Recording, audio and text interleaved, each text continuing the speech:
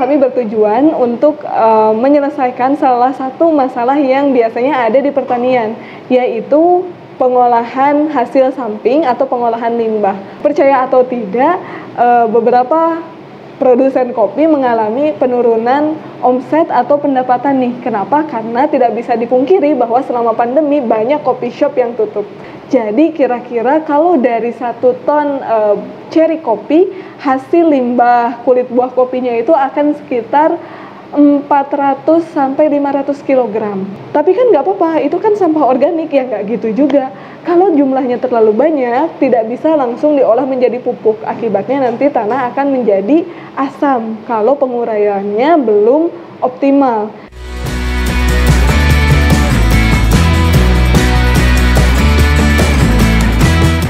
Untuk produk-produk netizen, cara pengolahannya berbeda-beda. Jadi untuk yang pertama dulu ya, ini adalah netizen ready to drink. Jadi kaskara yang tadi telah kering, setelah itu kami sorting kembali. Setelah kita sorting kembali, baru setelah itu kita rebus. Kemudian di situ kita campur dengan bahan-bahan sesuai dengan varian rasa. Contohnya kalau yang ginger dan juga yang mint itu kita rebus bersama dengan mint kering atau jahe emprit segar seperti itu. Nanti setelah selesai direbus selama 5 menit, kemudian saring kaskaranya dan juga bahan-bahan tadi.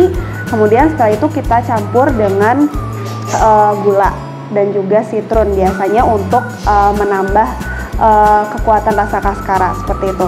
Nah, untuk yang lemon dan juga yang milk itu kita nanti setelah disaring kita tambahkan dengan jus lemon segar tentunya dan juga susu segar seperti itu. Untuk yang kaskara ready to drink itu nanti kami bottling dengan cara bottlingnya hot bottling. Kenapa hot bottling? Karena kami ingin memastikan bahwa produknya ini steril karena kita tidak menggunakan banyak pengawet tambahan, sehingga untuk steril dan supaya tahan lebih lama, ketika panas langsung dimasukkan ke dalam botol. Dan kenapa kita juga pilihnya botol kaca?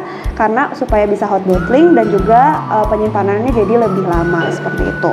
Nah, untuk yang kaskara signature blend itu setelah kaskaranya tadi yang sudah kering kami sorting. Setelah itu kita grinding. Jadi kaskara itu kan bentuknya seperti ini ya, ada kayak bulat-bulat seperti ini. Nah, setelah kita sorting tadi kaskara yang masih bulat seperti ini kami grinding sehingga menjadi cacahan kecil. Kemudian setelah di grinding kita sorting lagi, kita saring biasanya, jadi dipisahkan antara yang bubuk dengan yang serpihan seperti itu. Nah, untuk yang serpihannya kami pakai, untuk yang bubuknya kami sisihkan untuk produk lainnya. Nah, untuk yang serpihan tadi setelah itu kami blending dengan bahan-bahan tertentu. Misalkan untuk yang contohnya salah satunya yang Viridis Remedy ini kita campur kaskaranya dengan lemongrass atau sereh kering, dengan pandan kering dan juga dengan bunga forget me not kering seperti itu. Nah, untuk yang dalam tea bag itu kami semprot dulu dengan flavor, kemudian kami masukkan ke dalam tea bag dan kami sealing dan juga dikemas seperti itu. Nah, sekarang pertanyaannya adalah sebetulnya kaskara itu teh atau kopi sih gitu ya? Kan kaskara itu bukan dari daun teh, tapi kopi, tapi juga bukan, rasanya nggak kayak kopi gitu. Jadi banyak sekali mungkin teman-teman di sini yang bingung kaskara itu sebetulnya kopi atau teh sih, kenapa sih kok netizen bilangnya kaskara itu teh seperti itu. Nah, untuk definisi teh sendiri, teh itu adalah segala jenis minuman yang berasal dari daun teh. Nah, jadi kalau misalkan tidak menggunakan daun teh, artinya itu bukan teh yang sesungguhnya seperti itu.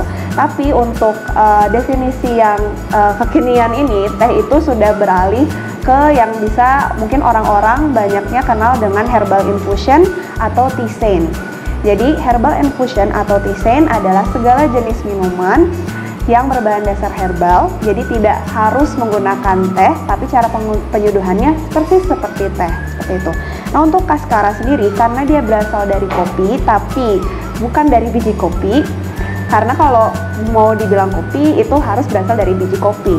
Nah, sementara dia itu berasal dari kulit buah kopi. Kulit buah kopi bisa disebut sebagai bahan herbal infusion, atau mungkin sekarang bisa juga dibilang sebagai teh, seperti itu.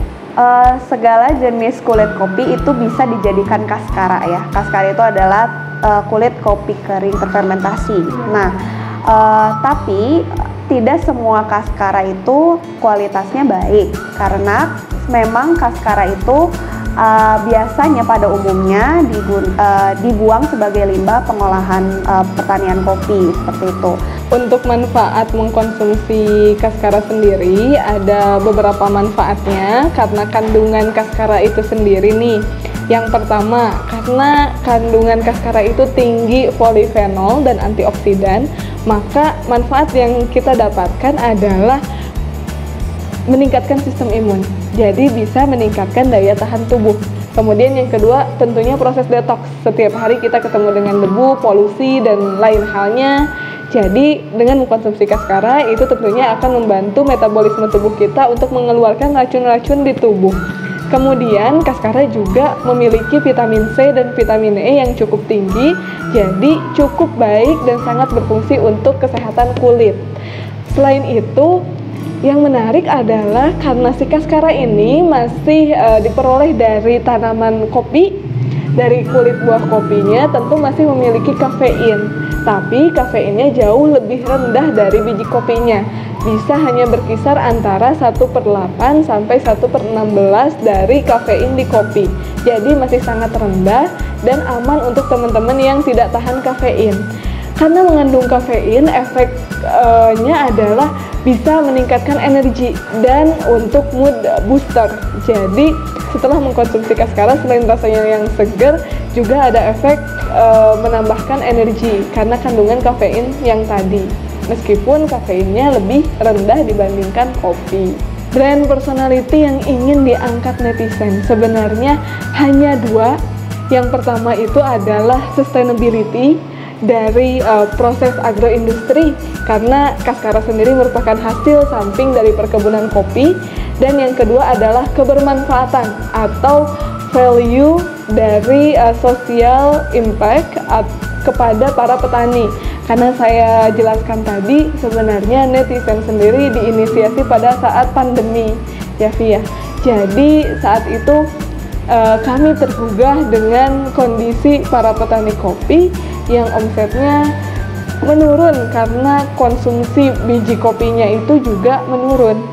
Jadi awalnya kita memposisikan netizen itu untuk para pecinta teh, yang mana pecinta teh itu biasanya berkisar di antara usia 20 tahun ke atas. Dan ternyata setelah 1 bulan launching, justru pembeli kita lebih banyak millennials dan mereka suka kopi dibandingkan suka teh. Tapi untuk saat-saat ini penyuka teh juga sudah mulai melirik Cascara dan mulai ingin tahu rasa Cascara itu seperti apa.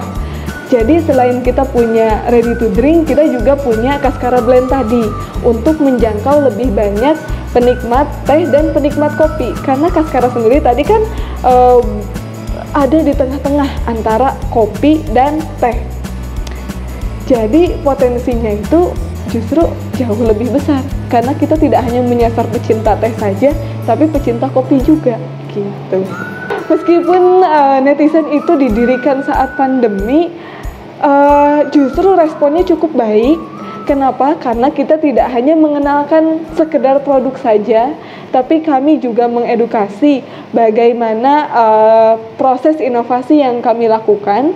Karena untuk inovasi Cascaranya sendiri tidak serta-merta langsung jadi, tapi membutuhkan waktu yang cukup lama, sekitar 8 bulan sebenarnya, jauh sebelum masa pandemi. Kemudian juga manfaat. Ketika pandemi, orang-orang justru akan lebih khawatir dong untuk mengkonsumsi pangan atau jajan makanan atau minuman yang sembarangan. Karena si Cascara tadi dia banyak manfaatnya seperti meningkatkan daya tahan tubuh, kandungan vitamin C dan E-nya, juga bisa mood booster, itu justru meningkatkan keingintahuan calon customer terhadap produk netizen dan akhirnya beli. Selain itu, inget gak teman-teman Inagrians kalau selama pandemi itu kita kebanyakan WFH. Jadi, apakah nggak jenuh nih tiap hari kerja di depan komputer atau di depan handphone gitu kan terus-menerus, dan kita nikmati cuma teh dan kopi. Kemudian Cascara hadir sebagai sesuatu yang baru dan ternyata itu cukup dinikmati dan cukup diminati oleh para millennials gitu. Tantangan dari netizen sendiri sebenarnya mengontrol hasil panen, Kak. Karena kulit buah kopi sendiri itu hanya akan tersedia kalau panen kopi. Sedangkan panen kopi itu hanya terjadi 1 tahun sekali. Biasanya di sekitar Juni sampai Oktober atau Agustus sampai Desember, tergantung dari daerahnya. Maka disitulah kita harus benar-benar mengkontrol. Kira-kira 1 tahun ke depan kita akan perlu Cascara dari Gunung Puntang berapa kilo. Kemudian kita akan perlu Cascara dari Gunung Halu berapa kilo. Kemudian dari daerah lain berapa kilo. Itu yang menjadi tantangan. Jadi kita harus forecast di tahun depan itu kita memerlukan Cascara berapa nih. Karena tadi susutnya banyak. Dari 1 kilo Cascara itu kita perolehnya itu dari 10 kilo. Dari 10 kilo Cascara basah. Dan itu berarti diperoleh dari sekitar 50 kilo biji kopi kering.